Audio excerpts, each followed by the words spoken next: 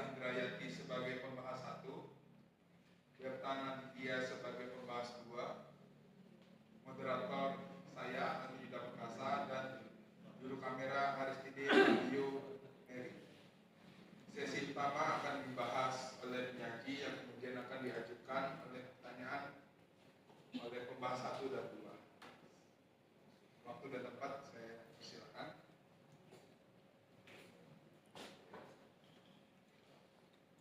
Terima kasih atas kesempatan yang diberikan. Apa itu Pancasila? Saya rasa teman-teman semuanya sudah tahu ya, soalnya kami ini adalah kelompok yang sudah pernah presentasi. Jadi saya rasa teman-teman sudah mempelajari ya setiap memberikan presentasi. Jadi saya akan menjelaskan saja secara singkat apa itu Pancasila. Pancasila seperti yang kita ketahui adalah dasar negara. Pancasila bagi bangsa Indonesia sebagai dasar negara artinya dasar oleh negara dalam mengatur pemerintahan dan penyelenggaraan negara. Selain itu, arti Pancasila sebagai dasar negara juga dapat dimaknai dengan dijadikannya Pancasila sebagai pedoman dan prinsip dasar dalam kehidupan. Seperti yang kita ketahui, Pancasila itu terdiri dari dua kata, panca dan sila. Panca artinya 5, artinya Pancasila terdiri dari 5 sila. Di sini bisa kita lihat lambang Pancasila. Lambang Pancasila seperti yang kita ketahui adalah burung Garuda, yang di tengahnya terdapat perisai dengan gambar-gambar atau lambang-lambang dari 5 sila. Sila yang pertama yaitu dilambangkan dengan bintang. Sila pertama seperti yang kita ketahui yaitu ketuhanan yang Maha Esa. Nilai ketuhanan menjadi sumber pokok nilai kehidupan bangsa seperti yang disebutkan dalam Undang-Undang UUD 1945 pasal 29 ayat 1 yang menerangkan bahwa negara berdasar atas ketuhanan yang Maha Esa. Kemudian dilanjutkan pasal 29 ayat 2 menerangkan bahwa negara menjamin kemerdekaan tiap-tiap penduduk untuk memeluk agamanya masing-masing dan untuk beribadat menurut agama dan kepercayaannya itu. Kemudian sila kedua dilambangkan dengan rantai. Sila kedua yaitu kemanusiaan yang adil dan beradab. Sila kedua ini menyimpulkan cita-cita kemanusiaan yang adil dan beradab memenuhi seluruh hakikat manusia. Sebagaimana rumusan sila kedua, setiap warga negara Indonesia mempunyai hak dan kewajiban yang sama. Setiap warga negara dijamin hak dan kebebasannya yang menyangkut hubungan dengan Tuhan, orang seorangan, negara, masyarakat, dan menyangkut pula kemerdekaan untuk berpendapat dan pekerjaan serta kehidupan yang layak. Sila kedua ini mengajarkan kita untuk menghargai dan menyayangi sesama. Sila ketiga dilambangkan dengan pohon beringin. Sila ketiga yaitu Persatuan Indonesia.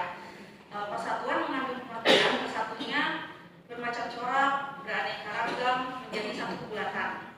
Persatuan Indonesia mencakup persatuan dalam arti ideologis, politik, ekonomi, sosial, budaya, dan juga keamanan.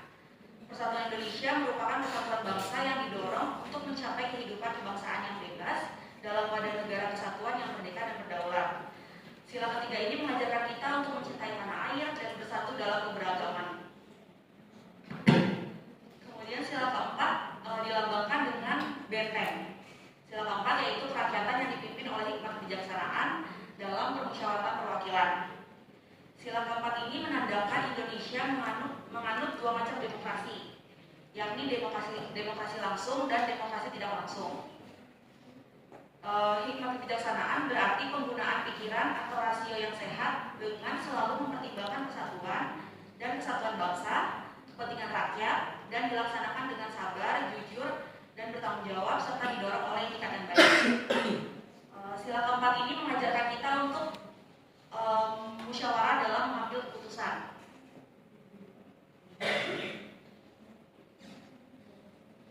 Kemudian sila kelima dilambangkan dengan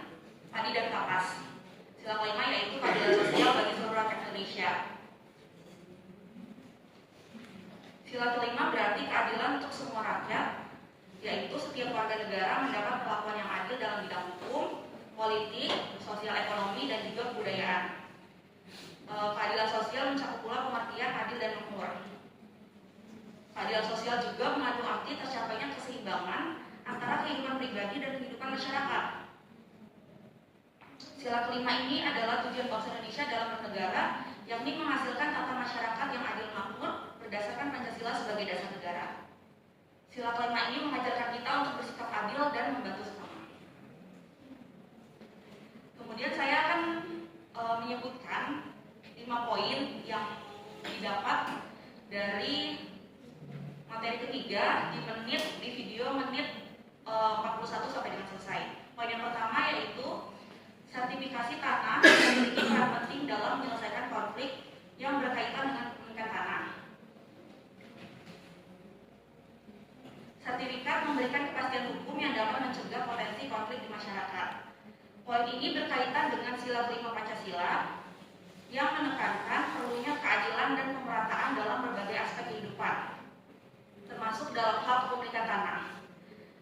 Dengan memberikan kepastian hukum melalui sertifikasi tanah, pemerintah berusaha memastikan bahwa hak-hak atas tanah diakui secara adil yang berkontribusi pada terciptanya keadilan sosial dan mengurangi potensi konflik di masyarakat.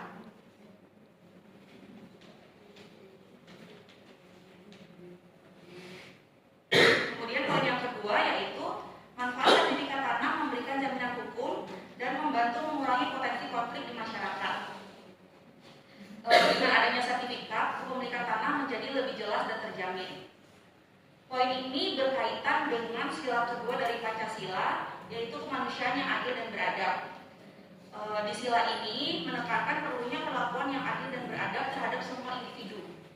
Sertifikat tanah sendiri memberikan kepastian hukum dan mengurangi konflik, mencerminkan upaya untuk memastikan keadilan dalam kepemilikan tanah yang mendukung hak masyarakat secara adil dan beradab sesuai dengan nilai-nilai kemanusiaan yang ada di sila kedua. Poin yang ketiga, pentingnya menggunakan literatur terbaru dalam penelitian untuk menghindari bias pemikiran lama. Pembaruan metode penelitian sangat diperlukan agar hasilnya tetap relevan dan akurat. Poin ketiga ini berkaitan dengan sila keempat Pancasila, yaitu kerakyatan yang dipimpin oleh hikmat kebijaksanaan dalam pemusyawaratan perwakilan. Sila ini menekankan pentingnya kebijaksanaan dan musyawarah dalam pengambilan keputusan. Kalau dalam konteks penelitian, menggunakan literatur terbaru dan metode yang diperbarui mencerminkan upaya untuk memastikan bahwa informasi dan keputusan yang diambil berdasarkan data yang akurat dan relevan. Hal ini sejalan dengan prinsip kebijaksanaan dan pertimbangan yang bijak dalam proses penelitian dan pengambilan keputusan sesuai dengan nilai-nilai sila keempat Pancasila.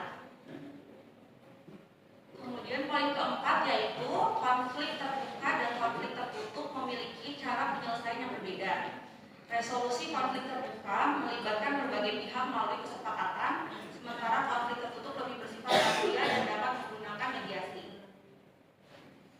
Poin keempat ini berkaitan dengan sila keempat Pancasila, yaitu kerakyatan yang dipimpin oleh hikmat kebijaksanaan dalam permusyawaratan perwakilan.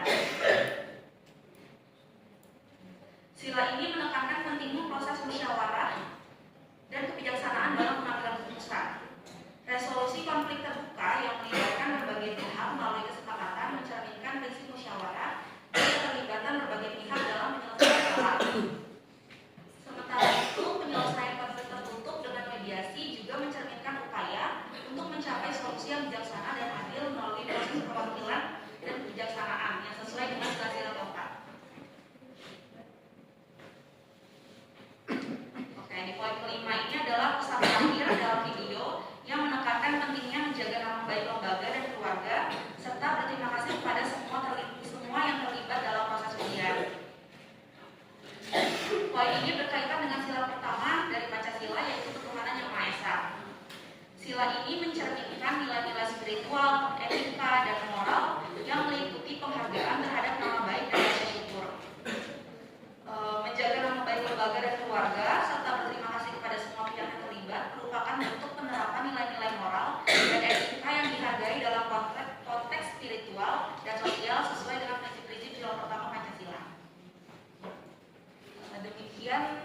yang dapat saya sampaikan mengenai poin-poin penting yang didapat dari materi ketiga, menit 1 sampai dengan selesai. Saya kembalikan kepada moderator. Ya, selanjutnya akan dilakukan pembahasan oleh pembahas 1. Terima kasih moderator. Saya sebagai pembahas pertama akan menanyakan kepada penyanyi bagaimana cara masyarakat dalam menjaga kepastian hukum dan mencegah konflik berdasarkan nilai-nilai Pancasila.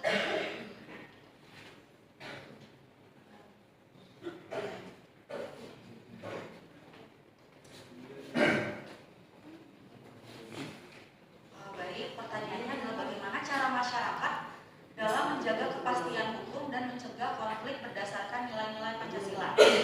Jadi, bila mana masyarakat telah mendapatkan kepastian hukum, terutama dalam hal kepemilikan tanah, mereka memang perlu memahami pengelolaan hak atas tanah untuk mencegah konflik atau perpecahan di kelompok masyarakat. Dari kata di kelompok masyarakat sendiri berarti artinya kita berada dalam lingkungan sosial. Oleh karena itu, prinsip-prinsip pengelolaan hak atas tanah sebenarnya bisa didapatkan atau diperoleh dari melalui proses musyawarah dan dengan pendekatan yang bijaksana. Contohnya ini melibatkan diskusi dan kesepakatan bersama untuk mengelola hak tanah dengan adil dan efektif. Dengan mengintegrasikan prinsip musyawarah, kebijaksanaan, dan partisipasi aktif dalam pengelolaan hak atas tanah, masyarakat dapat memastikan kepastian hukum yang telah diperoleh itu digunakan dengan cara yang adil dan harmonis sesuai dengan nilai-nilai yang terkandung dalam sila keempat Pancasila. Kalau misalnya dikaitkan dengan nilai-nilai Pancasila. Terima kasih.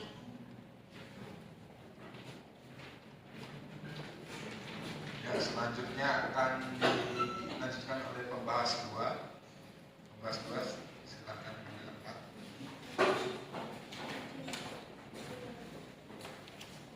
Baik, terima kasih atas waktunya. Mohon singkat.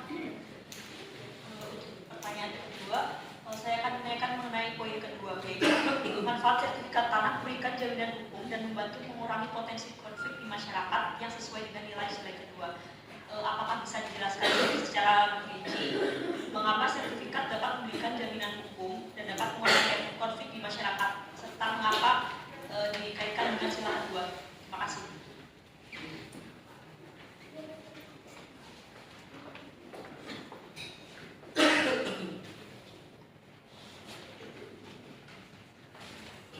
Saya jelaskan kembali sila kedua Pancasila yaitu kemanusiaan yang adil dan beradab. Di sini ditekankan berarti perlunya perlakuan yang adil dan bermartabat bagi tiap individu dalam berbagai aspek kehidupan termasuk kepemilikan tanah. Kalau soal keadilan dalam kepemilikan tanah, berarti setiap orang memiliki hak yang sama untuk memperoleh, menguasai, dan mempertahankan tanah mereka tanpa adanya diskriminasi atau ketidakadilan. Oleh karena itu, sertifikat tanah memegang peran penting dalam mewujudkan keadilan karena sertifikat tanah memberikan kepastian hukum atas status kepemilikan tanah. Kepastian hukum ini juga bisa mencegah terjadinya sengketa atau konflik atas tanah yang seringkali terjadi akibat ketidakjelasan status kepemilikan. Dengan adanya sertifikat, pemilik tanah ini memiliki bukti yang sah dan diakui secara hukum sehingga hak-hak mereka terlindungi dan dihormati. Kemudian, kepemilikan tanah yang adil mencerminkan upaya untuk menghindari kesewenang-wenangan ataupun ketidakadilan yang bisa merugikan individu atau kelompok tertentu. Maka dalam hal ini sejalan dengan prinsip kemanusiaan dalam sila kedua, di mana setiap orang harus diperlakukan secara adil tanpa memandang status sosial atau ekonomi mereka.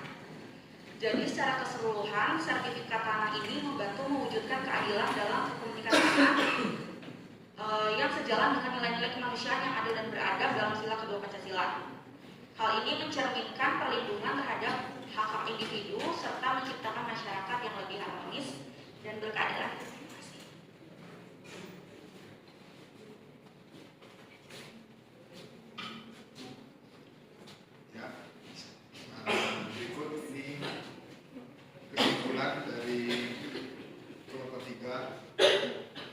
keseluruhan, semua poin yang dibahas menunjukkan penerapan nilai-nilai Pancasila dalam berbagai aspek kehidupan, mulai dari kepemilikan tanah, keadilan sosial, kemanusiaan, kebijaksanaan dalam penelitian hingga penyelesaian konflik, dan etika.